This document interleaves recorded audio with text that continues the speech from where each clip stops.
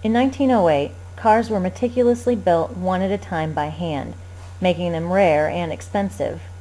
Henry Ford saw this as a problem and combined his easy-to-build Model T with the speed of an assembly line and forever changed the automotive world as they knew it.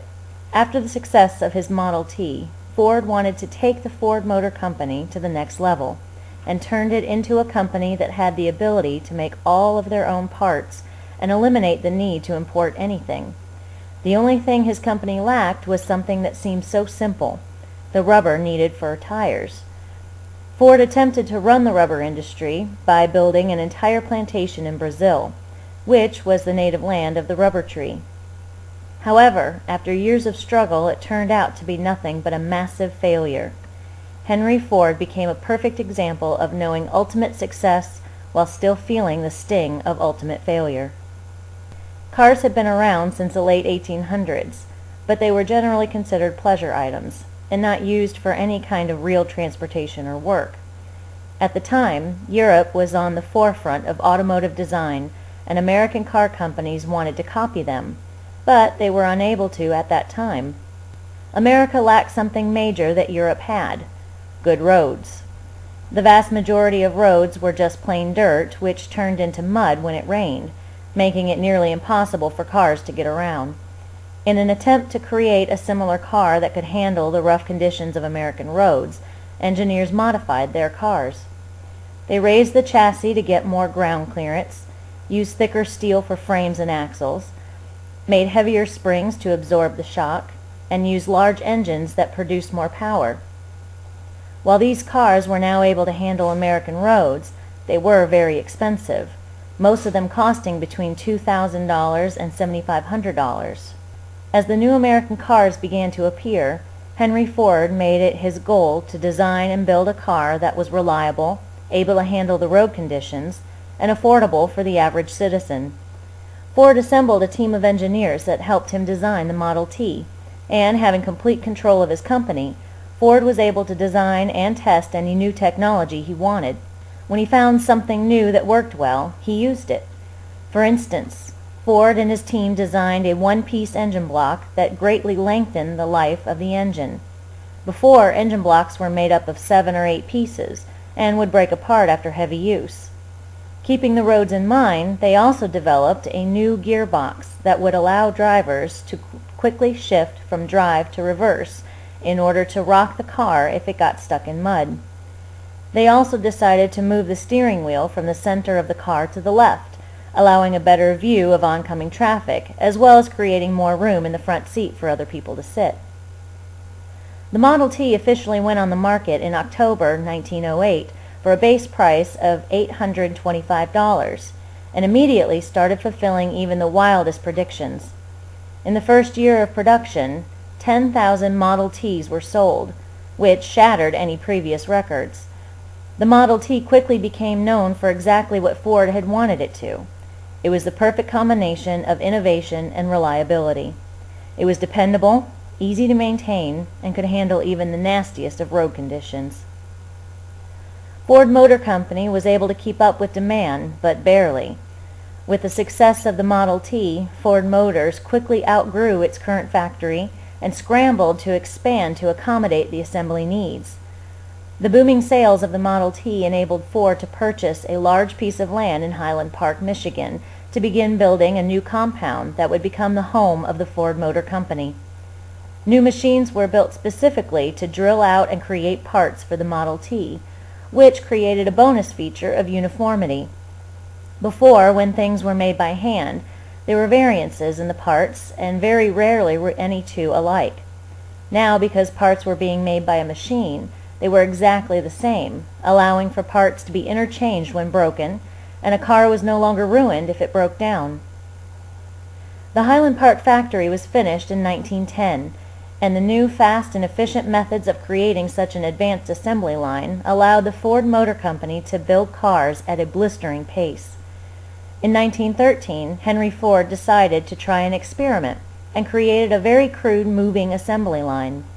By having workers do only one specific thing and having the part move on to the next person, the production time of a chassis fell from 12 and a half hours to just 93 minutes.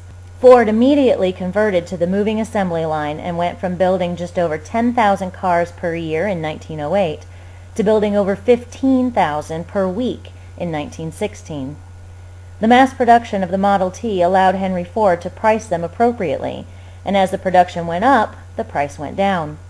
The price dropped from its introductory price of $825 in 1908 to as little as $290 in 1924. The car was now available to almost anyone who wanted one. Henry Ford advertised the Model T as the universal car because of how many variations there were. There were plenty of options to select, and it all came down to the intended use of the car. There was the touring, sedan, and town car model for those who wanted a little more room and comfort for driving with the family. There was also a pickup version to use as a workhorse that could also be converted with specialized kits into a tractor or snowmobile. Then, of course, there was the roadster version for those who wanted to be a little sportier. Regardless of the design, Model T enthusiasts enjoyed testing the limits of the car by taking them through some of the more extreme terrain offered by country roads. The Model T changed many different aspects of the world, not just the automotive industry. For example, the Model T played a huge role on farms and their production capabilities. Compared to previous methods of farming, the Model T was faster, cheaper, and easier than using horses and manpower. Farmers were hesitant to grow perishable items that would quickly spoil because of the time it took to harvest and get to the market when there was a shortage of labor. However, Ford now claimed that a farmer living 20 miles from town could get there in a truck as fast as a farmer living 5 miles from town using a team of horses. Ford also appealed to the farmers by claiming they could save at least 2 hours a day by not having to harness, feed, and water that team of horses. Henry Ford began a new trend in employment as well. Ford announced that he would begin paying $5 for an 8-hour work shift instead of the previous $2.63 for a 9-hour shift, and cut the work week from 6 days to 5. These new developments created a huge demand to work for Ford. However, this new wage was only given to those who were considered qualified. An investigation was done into the private lives of any potential employees to make sure only upstanding citizens were working for Ford. Henry Ford had a very high moral standard and did not want criminals or drunks working in his factories. After starting an automotive revolution, Henry Ford finally called an end to the production of the Model T. Newer cars were coming out, and the Model T was no longer able to keep up with the new technology and features that different companies were using for their cars. The rugged and simple features of the Model T no longer appealed to consumers, who now wanted more comfort, style, and speed. General Motors and a new company called Chrysler began catering to these new demands, and Henry Ford needed something new in order to compete with those models. On May 26, 1927, Henry Ford rode out of the Highland Park factory on the last Model T produced there. It was the 15 millionth Model T and represented the end of an era. Having built the greatest automobile empire, Henry Ford moved on to his next endeavor. In 1929, Henry Ford employed a native Brazilian named Vieira to survey land and find an ideal area in Brazil to build his new rubber processing plant. Ford purchased an area along the Amazon River that was roughly 25,000 kilometers in size and immediately began building his new plantation. He had no intention of simply building a factory. He was building a whole new town around his factory, appropriately named Boardlandia. Prefabricated houses were brought in for families to live in, and a power plant was built specifically for Fordlandia. Other amenities eventually followed, including a hospital, a library, a schoolhouse, a swimming pool, and even a golf course. Later, such things as bakeries, theaters, and butcher shops were built so people could have all the amenities of home. The once dense jungle had been turned into a sophisticated American town. Just outside of the residential area, rows and rows of rubber tree saplings were planted with the high hopes of producing a sufficient amount of valuable sap. However, these trees were doomed from the start. Henry Ford decided not to hire any botanists, but instead rely on his engineers to design the fields. Not having any knowledge of how to properly grow trees, They overloaded the fields and planted roughly 200 trees per acre, where in their natural habitat only about 7 trees grew per acre. With a new opportunity for work, local laborers flocked to the new fields. With a place to live and wages roughly double what others in the same industry were making, things looked promising. However, Henry Ford was not only trying to bring in American buildings, but also an American lifestyle, which did not go over very well with the Brazilian workers. The cafeterias only served American-style food, such as hamburgers, and they were required to attend weekend activities such as square dances, American poetry readings, and English sing-alongs. To add to their unhappiness, workers were forced to work a more traditional 9-to-5 day, which meant they worked under the hot Amazon sun as opposed to their usual hours of morning and evening while the sun was not up. As the months went on, things did not begin to improve. The soil was terrible, resulting in few of the trees actually growing, and those that did begin to grow were ravaged by insects and disease. Trees were not growing, no rubber was being produced, and to make matters worse, the hilly terrain caused an excess of standing water, which allowed mosquitoes to breed uncontrollably, creating massive and deadly outbreaks of malaria. In December 1930, aggravation reached a boiling point, and Brazilian workers began to riot in the cafeteria. The roar of slamming cups and breaking dishes caused American management to run for safety. Some ran to their homes, and some ran into the woods, while others were chased by angry machete-wielding workers onto the docks and into the boats. The riots lasted for 3 days before the Brazilian military showed up, but by then the workers had spent most of their anger. There was some damage, such as broken windows and some overturned trucks, but soon work resumed as normal.